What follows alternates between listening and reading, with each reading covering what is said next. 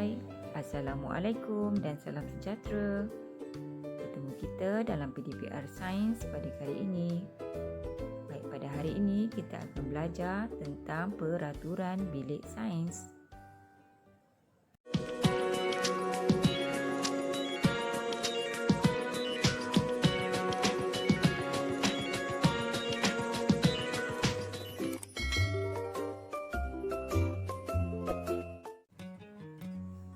Unit 2.0 Peraturan Bilik Sains. Peraturan bilik sains perlu dipatuhi ketika berada di dalam bilik sains yang murid-murid. Mengapa?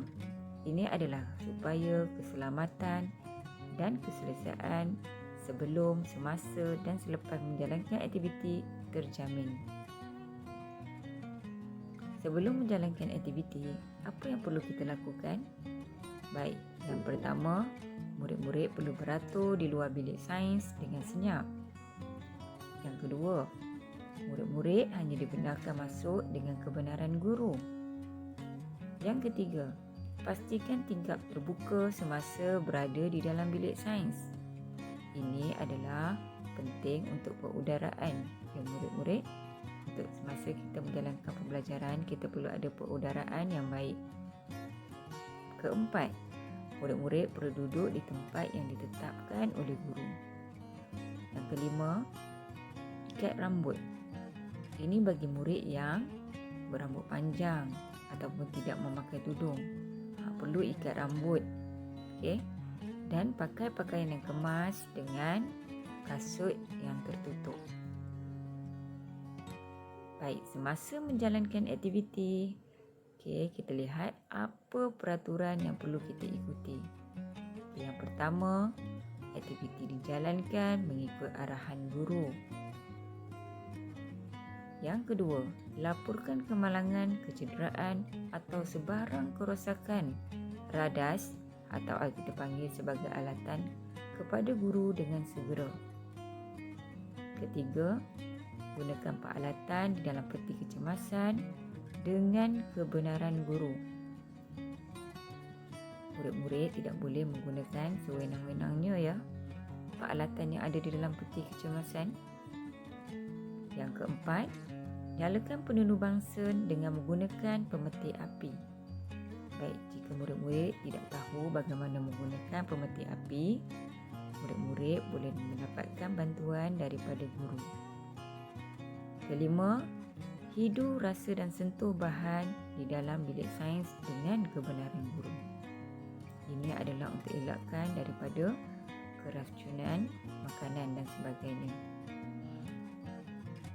Keenam, padamkan bahan terbakar dengan menggunakan air sebelum dibuang ke dalam tong sampah.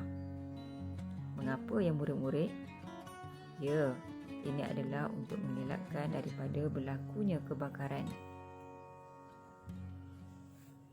Selepas menjalankan aktiviti,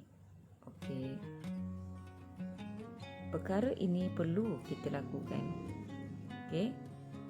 Sampah dan sisa bahan hendaklah dibuang dengan cara yang betul. Jika sisa pepejal, kita buang ke dalam tong sampah. Manakala sisa cecair, kita buang ke dalam sinki. Baik, seterusnya, murid-murid perlu menyusun kerusi dengan teratur sebelum meninggalkan bilik sains. Ketiga, peralatan yang telah selesai digunakan dibersihkan dan disusun semula di tempat asalnya. Keempat, tutupkan tingkap, suis lampu dan kipas sebelum meninggalkan bilik sains. Ini untuk mengelakkan pembaziran elektrik yang murid-murid. Seterusnya, pastikan bilik sains berada di dalam keadaan kemas dan teratur sebelum meninggalkan bilik sains. Namun, ada perkara yang dilarang. Apakah perkara yang dilarang? Yang pertama, murid-murid dilarang membawa beg sekolah masuk ke dalam bilik sains. Ini adalah untuk elakkan daripada kecurian ataupun terlanggar bahan-bahan ataupun peralatan yang terdapat di dalam bilik sains.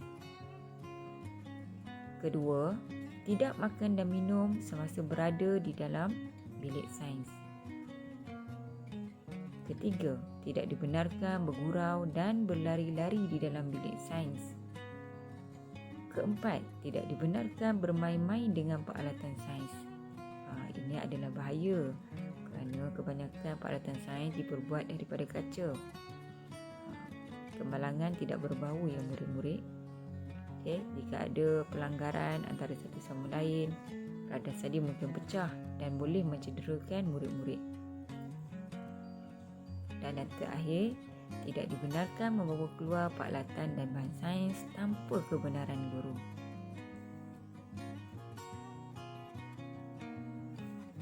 Baik, jom kita uji diri. Baik, di sini ada 4 gambar. Baik, nyatakan peraturan bilik sains berdasarkan gambar. Okey, murid, boleh cuba ya.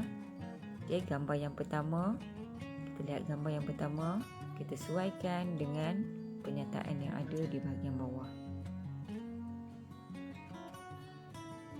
Okey. Mari kita semak jawapan murid-murid. Baik, tahniah kepada yang berjaya.